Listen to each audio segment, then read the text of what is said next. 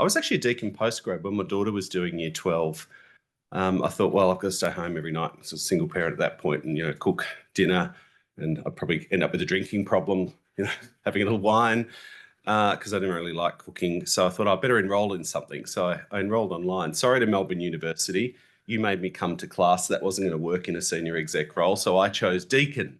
But I never actually met a single human being doing my postgrad. If I knew how cool the facilities were now, I might have actually turned up to class, but there you go. Look, thank you for the invitation to be with you this morning. I'm speaking to you wearing both hats as the Assistant Minister for International Education, so that sits in the Department of Education where I'm sworn in there, but also in Home Affairs. It's a big, silly, long title, but includes responsibility for student visa policy processing and so on.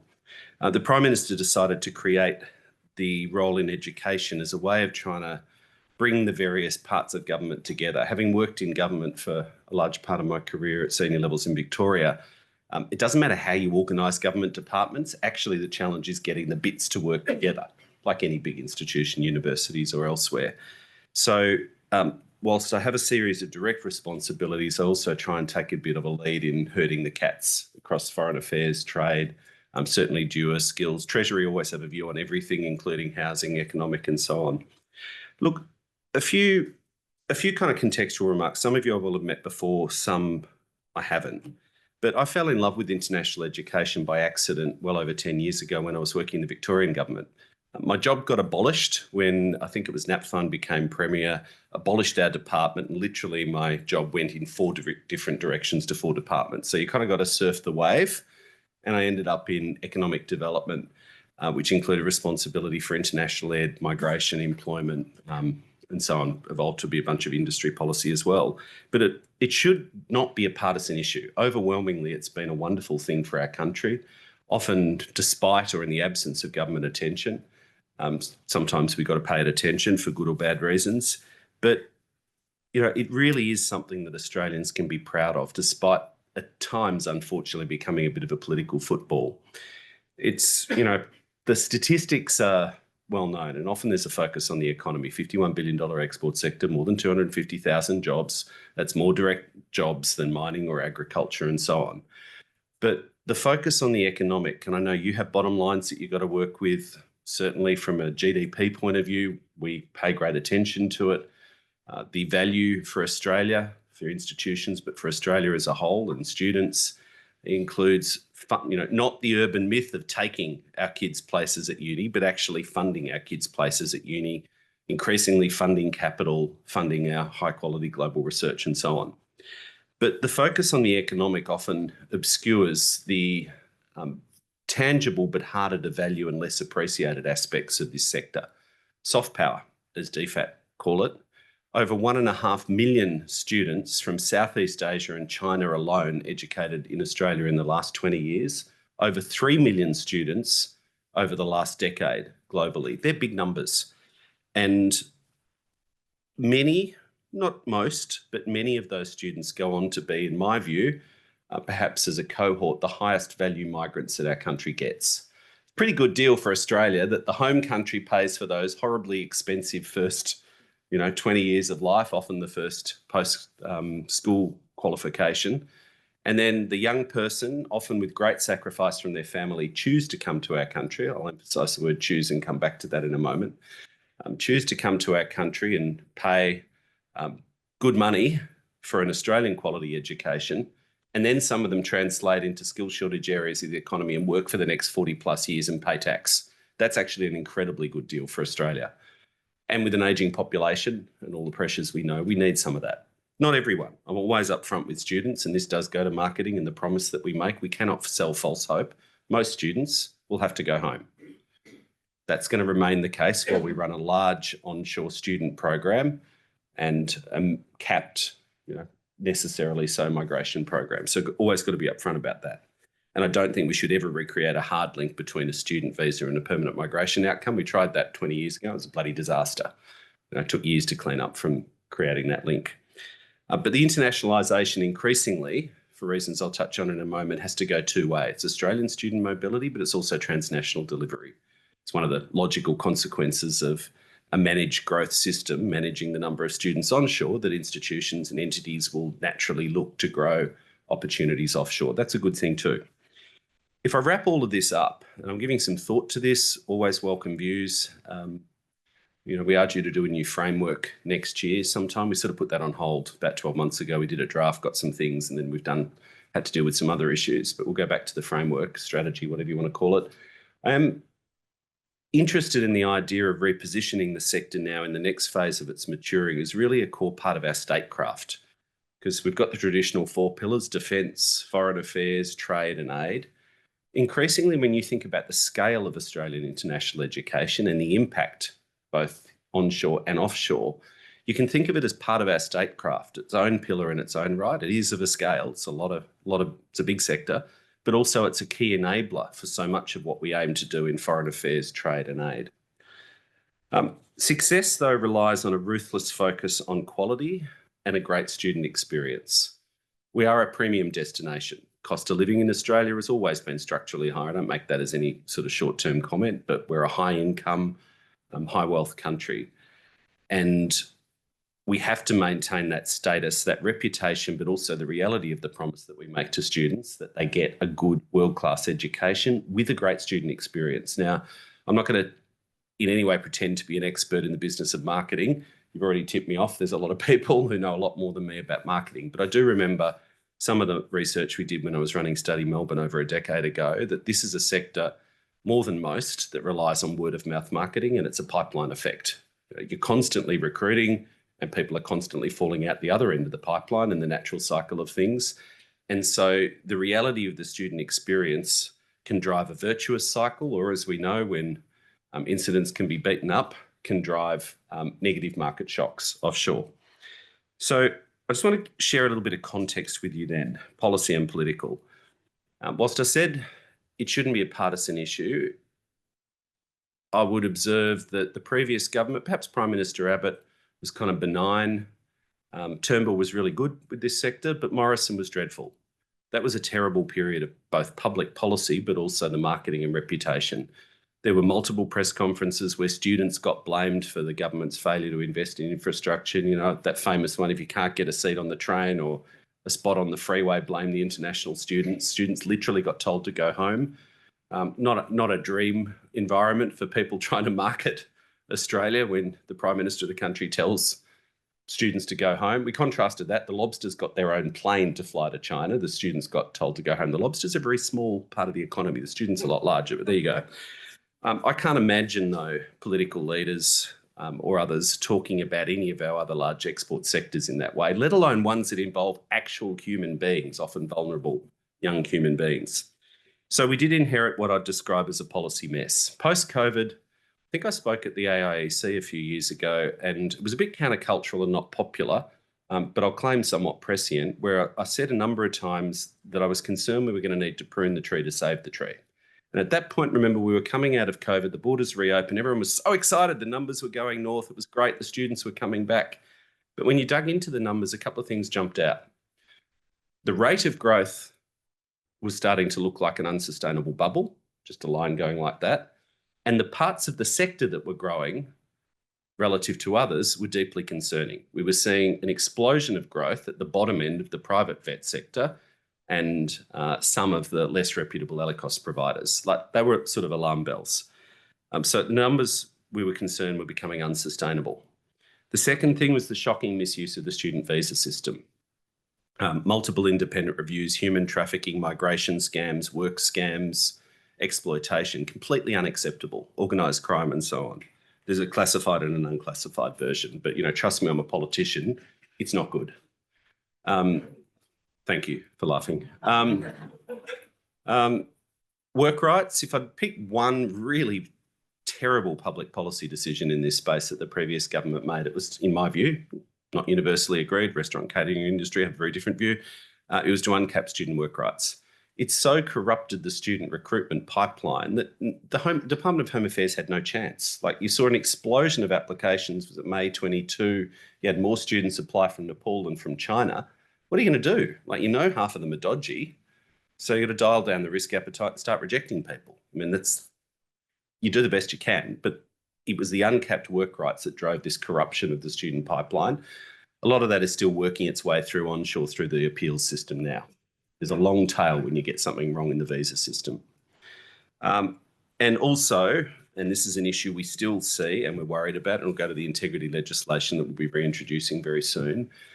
You got to ask some questions. If you've got a market, any market, where the number of students, vet and ALICOS, are declining because of tightened integrity measures, and yet you've got an explosion of new providers knocking on the door of the regulator to get into the shrinking market, why is this happening? And it's not for good reasons. So we inherited some pretty bad structural settings despite the surface kind of joy that some providers were feeling. All of this adds up to social license being under strain. You know, people cleverer than me can talk about and debate the concept of social license. As someone who's elected and, you know, stands outside Coles and stands outside railway stations and, you know, gets regularly beaten up by the general public, all feedback's a gift. No one comes to you saying, my life's going well and you're doing a good job. You don't get those kind of visits, but there you go. The social license concept is real. And the perception and reality, you know, some of the reality is nonsense. They're not taking our kids' classrooms, all the things that we know. Individual students are not to blame for decades of lack of supply of housing. But in aggregate, the housing stuff's real. Of course, aggregate demand adds to pressures on housing. Like, it's not rocket surgery, to quote Warwick Capper, my favourite Warwick Capper quote.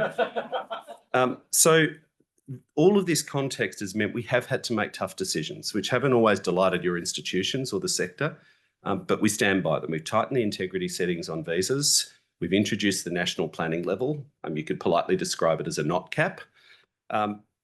Backbench me, I'll refer you to my quotes, I won't repeat them, had some critique of the caps regime. Ministerial me is fully signed up to government policy. But look, the approach of the national planning level, take away the words, the government is not going to back off, and nor should it.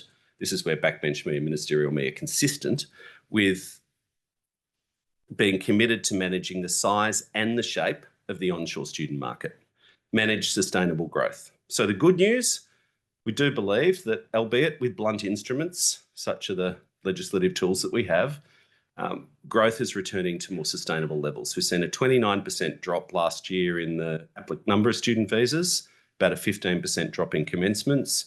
When you subset that by sector, I think we released the annual data not long ago, so go back to a normal data flow now.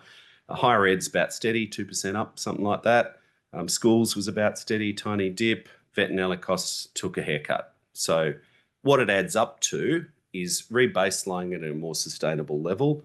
The integrity measures have hit particular markets and sectors, which has enabled us, the policy space and the social licence, to announce the increase in the national planning level. Now, there was a lot of scepticism, I know, around the sector whether we would do that, but I think we've got the balance, you know, as right as you can, as I said, with blunt instruments. It's no accident. Stability, certainty in a global market and predictability, both for providers but also for consumers globally, has been where we've tried to position things now this year. That's a particularly good thing for those involved in student recruitment when you look at the, you know, whatever a synonym is for chaos in some of our key global competitors, the US, the UK and Canada, which have had lurches in policy, market shocks, reputational damage, their own version in some places that I won't name of students aren't welcome and so on. So that does provide enormous opportunities for Australia, because we're sending a very clear message as a government to back you up that students are welcome. We're committed to modest sustainable growth and we want good quality students to come here. So hopefully that does assist. Just on the allocation framework, 17,500 places for universities. We used an indexation formula for non-university higher ed providers, I think about 3%. In the national planning level and the allocations, no provider goes backwards, and we're running a beauty parade at the moment for those 17,500 places for Table A universities. EOIs have closed, we're looking at those at the moment. The allocation framework very clearly sets out two key priority criteria. One is engagement with Southeast Asia, consistent with the government Southeast Asia economic strategy to 2040. That means both student recruitment here, but also working offshore. We'll have a look at both aspects. The second is housing, university-owned, controlled or nomination rights. So owned and controlled can be on the balance sheet. Nomination rights is a charge. It's commercial agreement, obviously, around occupancy guarantees and underwriting. Easier in some places than others. So we're tilting that requirement in particular to the larger institutions that do have large student numbers and probably realistically the balance sheets and the ability to deal with housing should they so choose, and they shall so choose.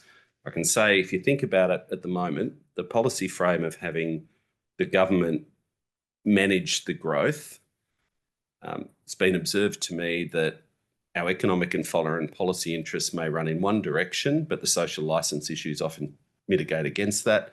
I can tell you the way to resolve that is housing, because that's the thing which is most aggravating citizens, and understandably so. Students are not to blame for the housing crisis, but it is essential infrastructure for this sector to operate. Like, they're human beings. They need somewhere to live, to state the bleedingly obvious. It also goes to the quality of the student experience too.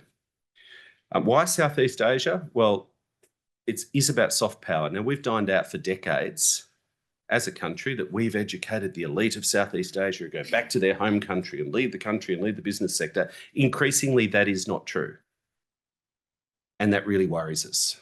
So there's an opportunity cost there for the country.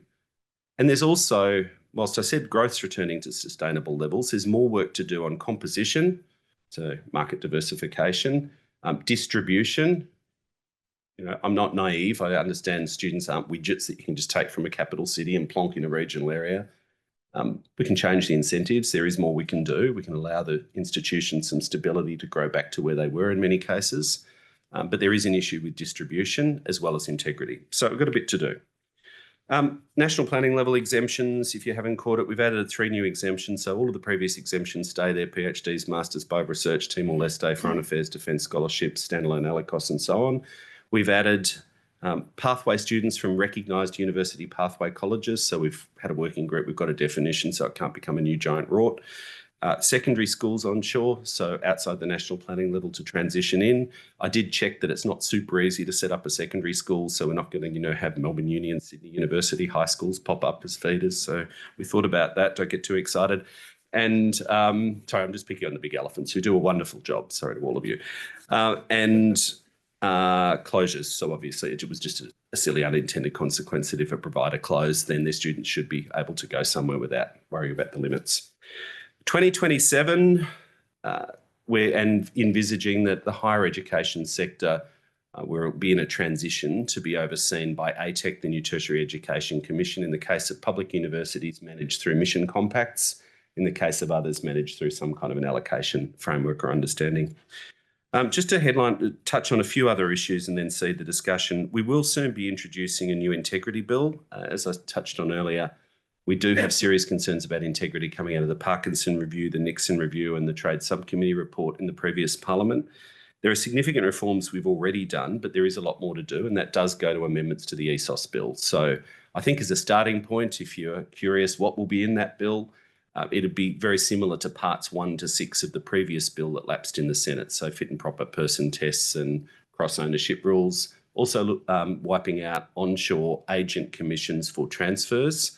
I get points for bravery and courage because last week I went and had a chat to a big forum of agents and in Melbourne, and then on Tuesday I did the same in Sydney. So, there's pretty robust conversations, but we've at least tried to take people through the policy logic of why we've reached the view as a government 2 years ago, we're not backing off from it, that part of the market reform is to remove agent commissions for onshore transfers. In essence, if you want to use market language, they're an intermediary in the market. They perform a critical role, particularly dealing with information asymmetry for often vulnerable consumers offshore, fine. But we've now reached the view that the intermediary's behaviour onshore has corrupted the market. And that's not a new thing. You've seen it in royal commissions with financial advice. Eventually government step in and goes, enough, we're going to reset this because the intermediaries have buggered up the market. Few people old enough here, not many, would remember the scandals from the 1980s or early 90s about drug company reps and doctors getting kickbacks for holidays and stuff to prescribe drugs. Government step in and deals with the intermediary behaviour. So that's really what we think we're seeing here. Transnational education. Look, Australia's made huge headway in meeting students where they are and taking our expertise to the world. And that is something which we want to see more of. I'm very open to ideas over the next few months about what other things you think that government could or should be doing to help institutions in that without turning up with a giant bucket of cash. So we'll just get that one off the table. But what else could we be doing, be it around facilitation, Austrade, harmonisation, agreements, dating agents, and so on? I'll pay a compliment also to a number of institutions, particularly those that are thinking about how they evolve their branch campuses to not just be hubs for teaching, but also hubs for research. So like Monash in Malaysia, RMIT in Vietnam. There's some good stuff also being done in Singapore. I was there a few weeks ago. That's been long-standing arrangements. There's many others emerging in India. I think 1,000 years ago, I was with the then Liberal Premier launching Suzhou's campus in Monash. So there's more research that could be layered on in a lot of these places. But these are incredibly valuable hubs for Australia, both for our economic power, but also our soft power in places that are strategic to us. I'll just finish on with a few words on the student experience. If we want to remain a destination of choice, then we need a great student experience, as I touched on earlier. That relies on word of mouth, but I'd argue there's also a moral dimension to this to us as Australians. These are young people, overwhelmingly young people. There's a few mature age students like everywhere that sit in the front row and have all the answers. I didn't want to be that person. That's why I studied online, of course. But these young people in their formative years choose us. They choose us for all sorts of reasons, family, friends, somewhat a migration outcome, others because of reputation. Whatever the reason is, they choose us. There's other places they can go, and many of our so-called source countries over the next 5, 10, 20 years will increasingly become competitors and destination countries. Think China, evolving English language institutions, and that'll happen rapidly. So we can't take for granted that students will keep coming. We have to keep offering a really good quality student experience. The good news is most students have a great time. The 2023 surveys showed similar outcomes or levels of satisfaction to domestic students, around 76%. But there's room for improvement. But international students often face unique pressures, loneliness, cultural dislocation, first time from home, family expectations, economic pressures, and so on. And student experience once in Australia, I would argue there are some things the government can do at a Commonwealth level, but this is one that sits overwhelmingly with providers and state and territory governments, and I think in some places should increasingly engage local governments. We've done things like the practical guides and evidence for student experience, innovative frameworks on student engagement that Deakin Uni actually developed with and for the Commonwealth that are out there, particularly good for smaller providers that might not have the resources of universities to invest much in a dedicated student experience program. The National Student Ombudsman that we launched in February, free, trauma-informed. They've already had over 2,000 students come to them in 6 months. 40% of those were international students. 50% of their complaints or more have been resolved. But the thing I'll finish on, and you might have heard me say this before, I'm going to keep harping on it, that one thing that I think makes me sad when I look at the data, but sad as an Australian, is the percentage of students who leave never feeling like they made an Australian friend or became any part of the Australian community. Now, that's a two-way dynamic. I've had this discussion with some of the student welfare people and students. Students also have to make good choices. If students choose to live in a house with all people who speak their own language and work in a restaurant with all people who speak their own language and never do anything in the community, well, there's part of that's on them. But investing in structured community engagement programs, structured volunteer programs, the community sports stuff that I've seen some campuses do, some don't, just transforms the student experience. So it's a good thing for marketers because it creates that virtuous loop, but it's a really good thing for the individual and for the Australian community that our community get to know these young people from all over the world. It's that notion of reciprocity, the two-way street. So, reciprocity is a good rule for life and living. At this point, if I was you, I'd want me to shut up, so I'll do that, but happy to take some questions. Thank you.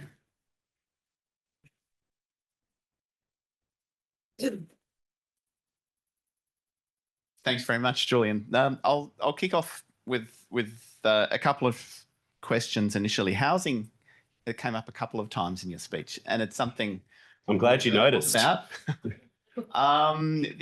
There was the RBA report in July, which said that it was a negligible impact on rent, maybe 0.5%. There's been one or two other reports suggesting that there is some localized effect in some electorates.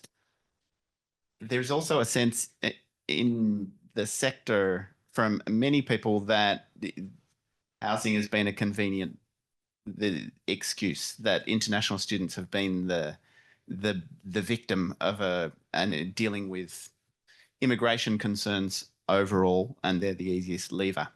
Can you respond to that? Yeah. Well, the sector would say that, wouldn't they? Because they don't have to manage migration. They're not actually responsible for providing housing, and they're not accountable to voters. So I will push back on that.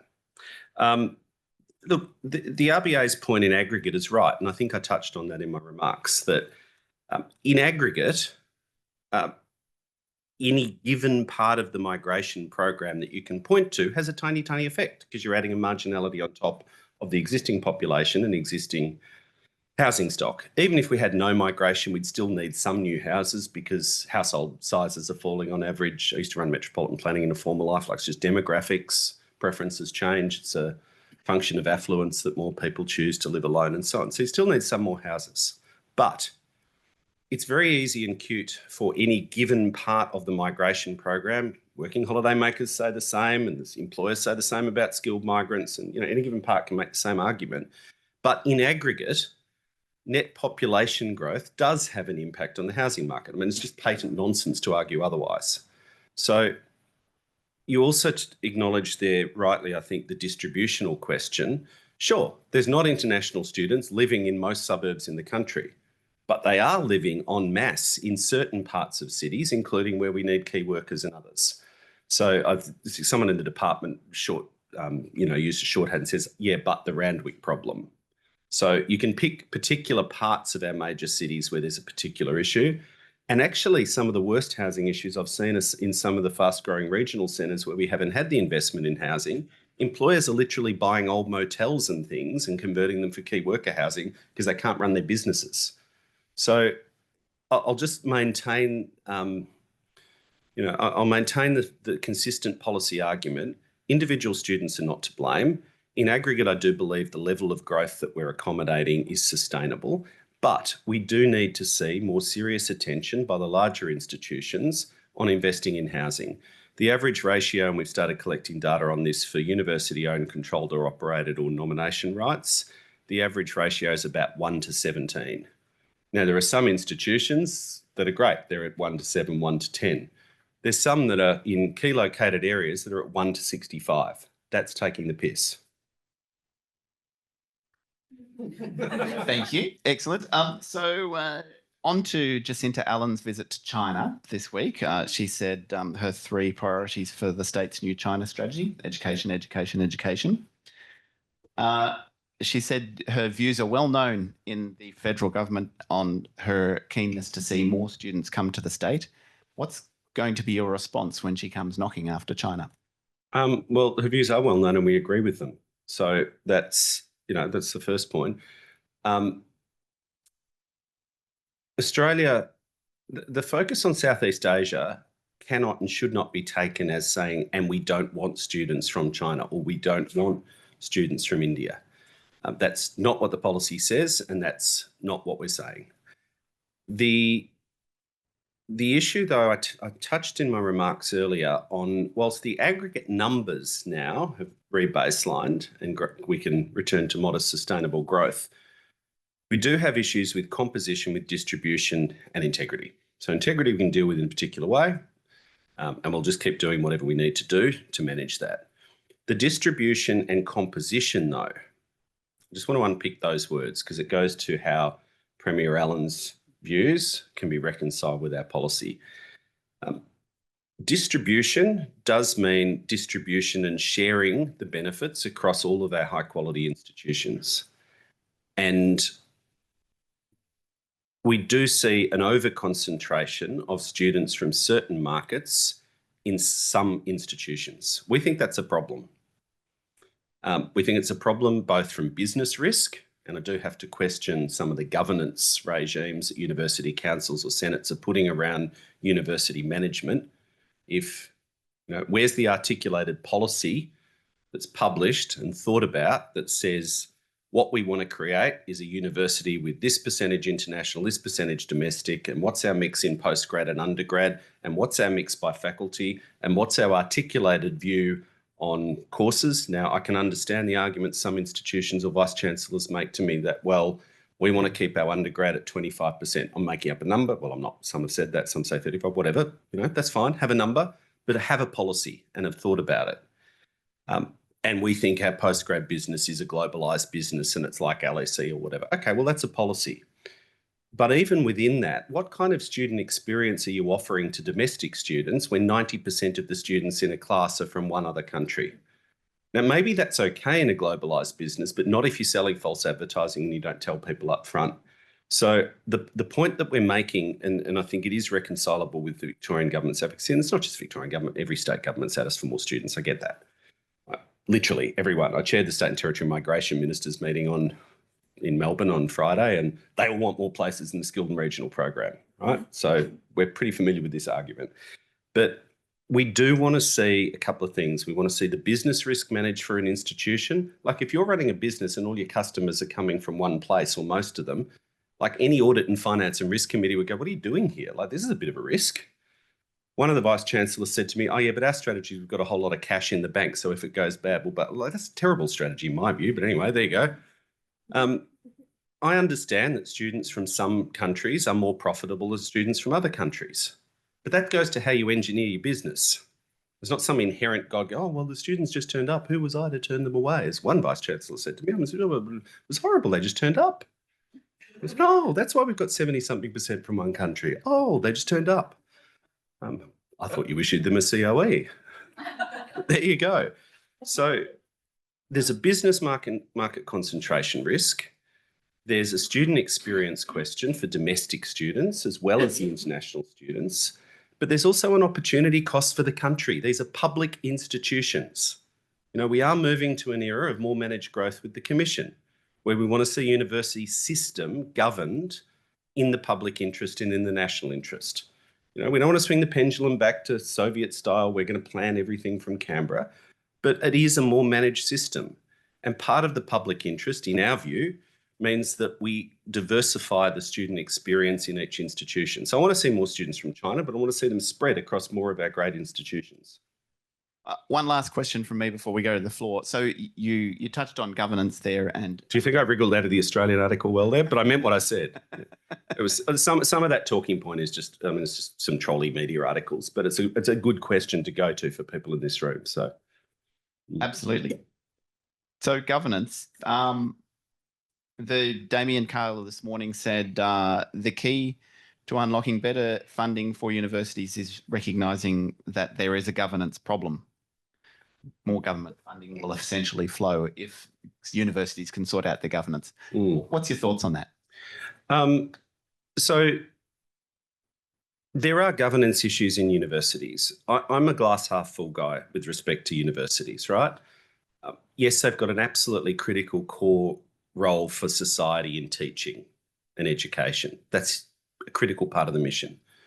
I also think, though, that research and knowledge creation for its own sake and for the benefit of society and the economy is part of the core mission of universities, and not just big high schools.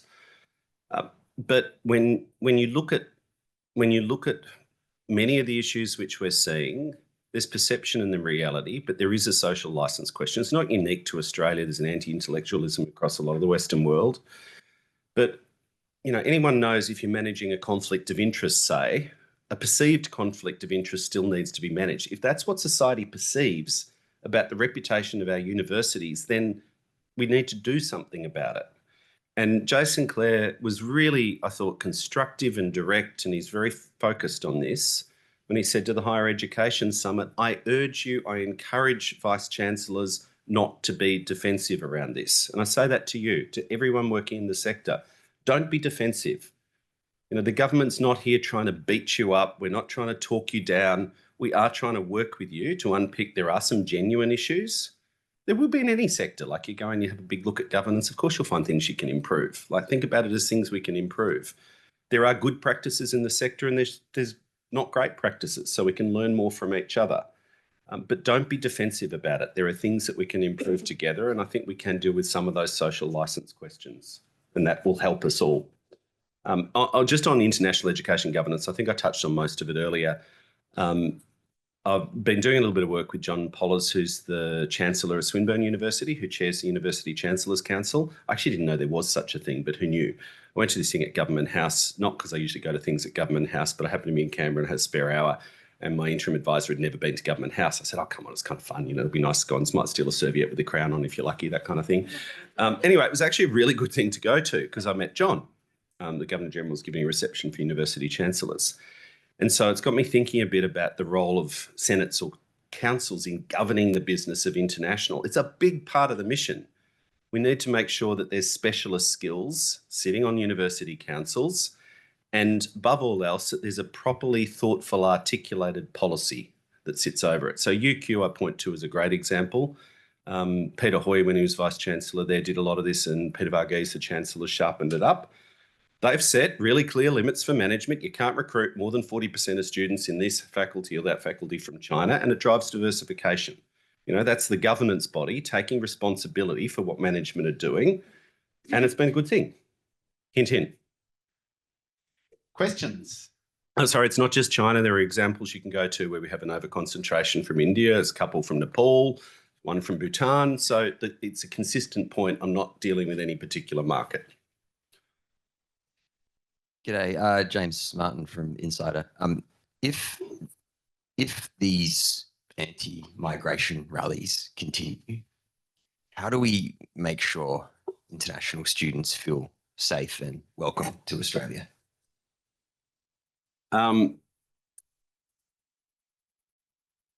It's going to require effort.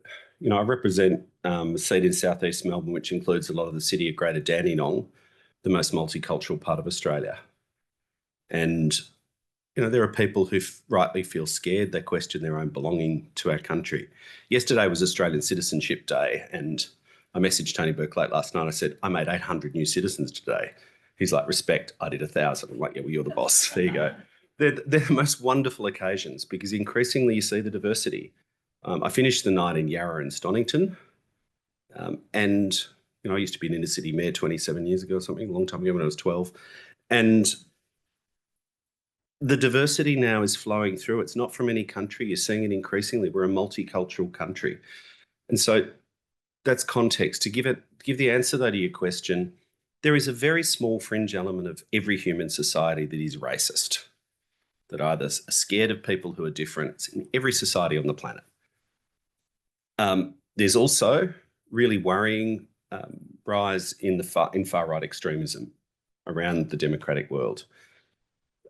What we need to remember, though, is and be confident in that the vast majority of Australians cherish our multicultural character. We've always been multicultural. You trace it through First Nations Australia, centuries of intermingling to the north, layering on British and then European settlement, and now the miracle that we have now, people from 200 countries over 50, 60 years.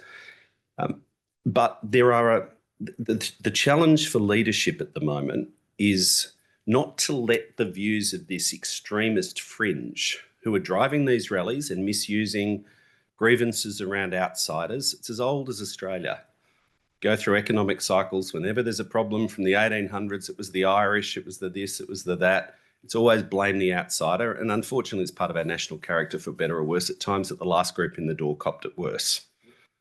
But we need to make sure, and this goes to the language the Prime Minister's used, which attracted a bit of criticism, but I agree with it. I said at the Premier's Multicultural Gala the day before the rallies, there will be otherwise decent people out there marching because they have a concern about housing or they have a concern, and they've bought the argument that somehow this is because of outsiders, one, and two, they've bought complete rubbish statistics that are conflating net overseas migration in a post-COVID border spike, which is now coming down with some deliberate government policy. So they bought garbage numbers.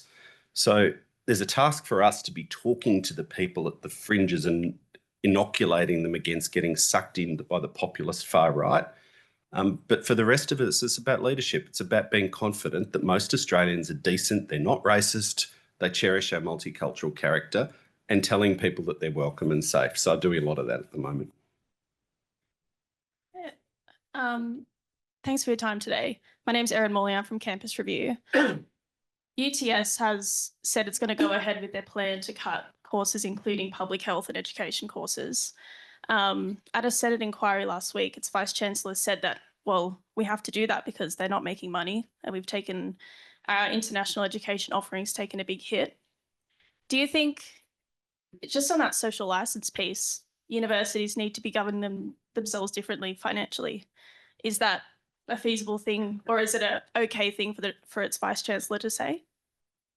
Well, I haven't seen those comments, and I'm a member of the House, so I have a general view that the Senate just mucks up our work, but that's good that they're doing that. I suppose what I would observe that each institution has long been responsible for their own governance, for their own staffing decisions, for their own mission focus, and for managing a budget. Now, overall, that's been a good thing for Australian higher education. It's prompted a lot of innovation and so on. There are a number of institutions that are undergoing change processes, and they're always difficult, and that's a matter for them. But overall, the sector is healthy, it's financially healthy. And I'd go back to what I said earlier, that with respect to the international part of the business, which is what I've got a lead responsibility for, our policy settings are about predictability, certainty, and stability. No university has gone backwards in their allocation, and that's very deliberate, so that those, including the one you mentioned and a number of others, that have room to grow back towards their planning level, their overseas commencement level, have the space to do that.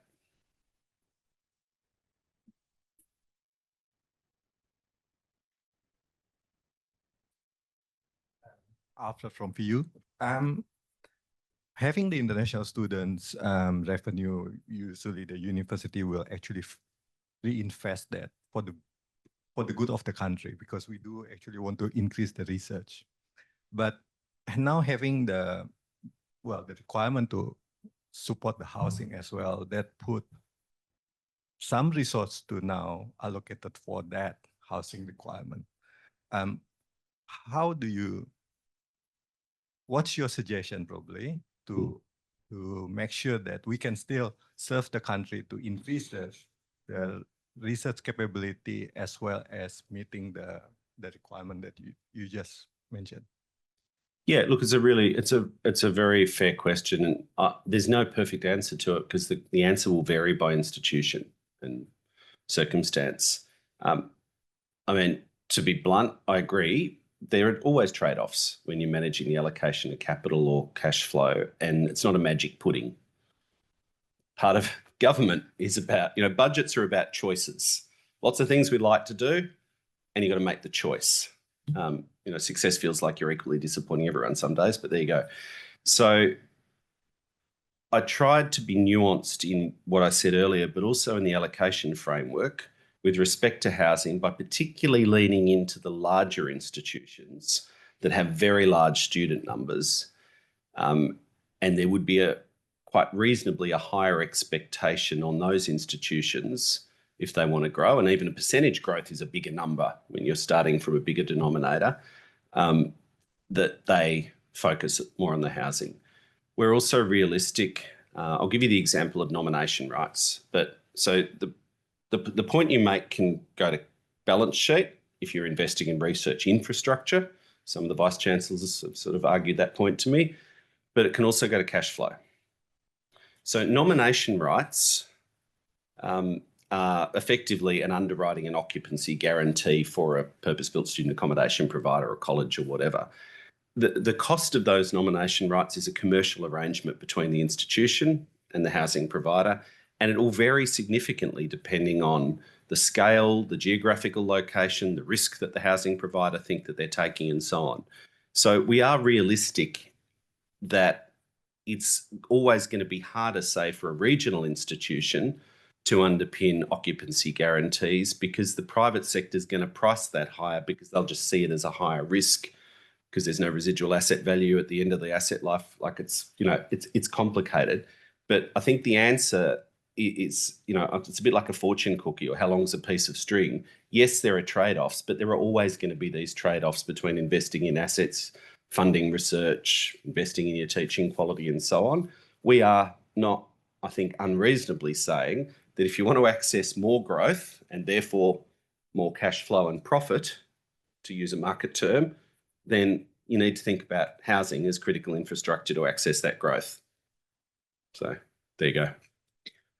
Just going to say the same thing, really. Thanks very much, Thank you. Julian. I think the sector is delighted to have someone as familiar with education as you are in the role, and we really appreciate your time. Thank you. Thanks, everyone.